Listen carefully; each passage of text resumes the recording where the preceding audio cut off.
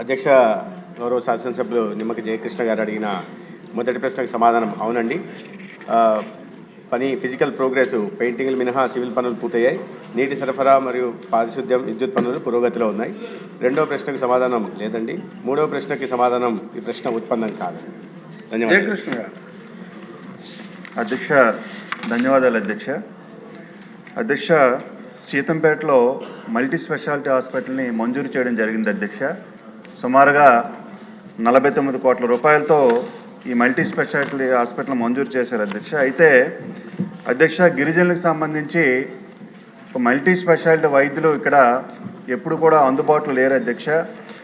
మరి వైద్యానికి, స్పెషాలిటీ వైద్యానికి గిరిజనులు ఎక్కడికైనా వెళ్ళాలంటే ఇటు శ్రీకాకుళం కానీ అలాగే లేదంటే విశాఖపట్నం వెళ్లాల్సినటువంటి పరిస్థితులు ఉన్నాయి అధ్యక్ష. ముఖ్యంగా కొండ ప్రాంతాల నుంచి మెరుగైన వైద్యం, ముఖ్యంగా క్యాన్సర్ ట్రీట్మెంట్ కానీ ఇట్లాంటి ఏవైనా ఒక పెద్ద రోగాలు ఏవి వచ్చినా సరే మరి వాళ్ళు వైద్యం చేయించుకునే పరిస్థితి లేదు అధ్యక్ష. మరి ఈరోజు మల్టీ స్పెషాలిటీ హాస్పిటల్ అక్కడ మంజూరు చేశారు కాబట్టి, అంటే గౌరవ మంత్రి గారు చెప్పినట్టుగా ఈ హాస్పిటల్ని ఎప్పుడులోగా పూర్తి చేస్తారన్నది నేను మంత్రి గారికి అడుగుతా ఉన్నాను అధ్యక్ష. అయితే ఇది 2026 మరి 30/6/2026లోగా పూర్తి చేస్తామని ఇది చెప్పడం జరిగింది అధ్యక్ష. అయితే ఇది ఎన్సీసీ వాళ్ళకి ఇచ్చారు అధ్యక్ష. మరి వాళ్ళు కూడా పనులు పూర్తిగా నత్తనడకన చేస్తున్నారు అధ్యక్ష. ఎక్కడ కూడా పూర్తిగా ప్రోగ్రెస్ అనేది కనిపించడం లేదు అధ్యక్ష. అలాగే మాకు 100 బెడెడ్ హాస్పిటల్ కూడా అక్కడ మంజూరు చేశారు అధ్యక్ష. అయితే 100 బెడెడ్ హాస్పిటల్ మంజూరు చేసిన అది ప్రస్తుతానికి 60 బెడెడ్ హాస్పిటల్గా ఉంది. దానికి సంబంధించిన ఫర్నిచర్ కానీ ఎక్విప్మెంట్ కానీ ఇప్పటి వరకు కూడా మరి హాస్పిటల్కి కూడా రాలేదు అధ్యక్ష. దాంతోపాటుగా మరి వైద్యులు కూడా ఆప్థల్మాలజీ కానీ అలాగే డెర్మటాలజీ సంబంధించి వైద్యులు కూడా మాకు అందుబాటులో లేరండి.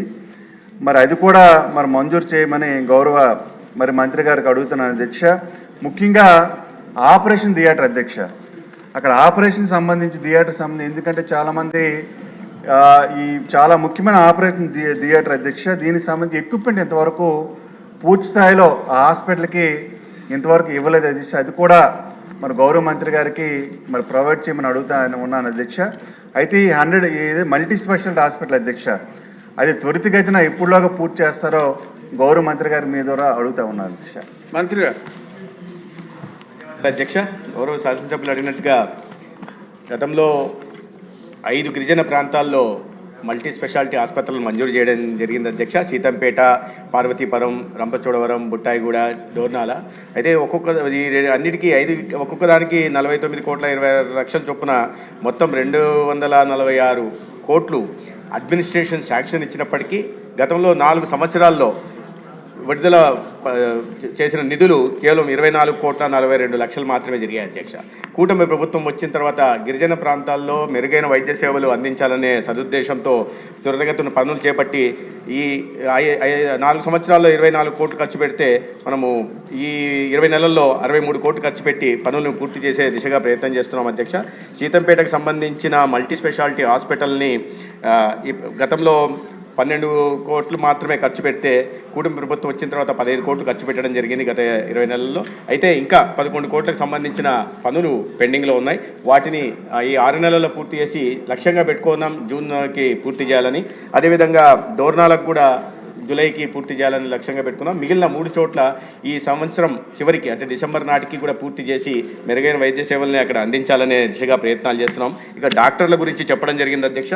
గతంలో 0 వేకెన్సీ పాలసీ అన్నారు కానీ ఎక్కడ చూసినా డాక్టర్ల కొరత ఉండేది. సెకండరీ హెల్త్లో పెద్ద ఎత్తున నియామకాలు చేపట్టడం జరిగింది. 300 మందిని తీసుకోవడం, అదేవిధంగా ఇన్ సర్వీస్ కోటా నుంచి కూడా 300 డాక్టర్లు తీసుకోవడం. ఇటీవల ఎస్ఆర్లను కూడా గతంలో ఏనాడు లేని విధంగా టీచింగ్ హాస్పిటల్స్ మాత్రమే సీనియర్ రెసిడెన్సీని పంపిస్తుంటే ఇవాళ సెకండరీ హాస్పిటల్ కూడా పంపిస్తున్న నేపథ్యంలో డాక్టర్ల కొరత తగ్గుతూ ఉంది అధ్యక్ష. రాబోయే సంవత్సరానికి ఇంకా ఇన్ సర్వీస్ కోటా వస్తారు. 2028 నాటికి ఎక్కడ కూడా సెకండరీ హెల్త్లో ఒక్క డాక్టర్ కొరత లేకుండా, ఒక్క ఖాళీ కూడా లేకుండా చర్యలు చేపడుతున్నాం. ఇక సీతంపేటకు సంబంధించి 24 డాక్టర్ పోస్టులు శాంక్షన్ అయితే 21 మంది పొజిషన్లో ఉన్నారు. 3 వేకెన్సీలు ఉన్నాయి. అయితే వాటిని కూడా పూర్తి చేసి నియామకం చేపట్టే దిశగా చర్యలు తీసుకుంటాం అధ్యక్ష. అయితే ఈ కూటమి ప్రభుత్వం వచ్చిన తర్వాత తీసుకున్న అనేక చర్యల కారణంగా డాక్టర్ల నియామకంలో కానీ లేదా ఎక్విప్మెంట్ సంబంధించిన విషయాల్లో కానీ తీసుకున్న చర్యల కారణంగా ఓపీ సర్వీసులు పెరిగాయి అధ్యక్ష. చిన్న ఉదాహరణ ఏంటంటే 2023-24లో 82,550 ఓపీ సర్వీసులు జరిగితే సీతంపేట ఆసుపత్రిలో, ఏరియా హాస్పిటల్లో 2024-25లో అది కాస్త పెరిగి 88,297. అంటే ఒక సంవత్సరంలోనే 6,000 ఓపీ సర్వీసులు పెరిగాయి అధ్యక్ష. ఎందుకంటే కూటమి ప్రభుత్వం గిరిజన ప్రాంతాల్లో, అక్కడ మారుమూల ప్రాంతాల్లో మెరుగైన వైద్య సేవలు అందించాలనే లక్ష్యంతో చేస్తున్న ప్రయత్నాల కారణంగా ఈ ఓపీ సేవలు పెరగడం జరిగింది. డయాలసిస్ సెంటర్ గౌరవ ఆనాడు ఆ రోజు లేరు, ఇటీవల ఎస్కోటలో కూడా ఒక డయాలసిస్ సెంటర్ని ప్రారంభించడం, అదేవిధంగా వర్చువల్గా సీతంపేటలో కూడా 5 పడకలను అదనంగా చేర్చిన విషయాన్ని మీ ద్వారా గౌరవ శాసనసభ్యులు గారికి తెలియజేస్తున్నాం. ఇటీవల ఈ జనవరి నెలలోనే చేయడం జరిగింది అధ్యక్ష. అయితే ఇక్కడ మరింత సేవలు విస్తృతపరచడానికి తీసుకోవాల్సిన చర్యలన్నీ తీసుకోవడం జరుగుతుంది అధ్యక్ష. ధన్యవాదాలు అధ్యక్ష. క్వశ్చన్ నెంబర్ 1318 గనుల శాఖ మంత్రి.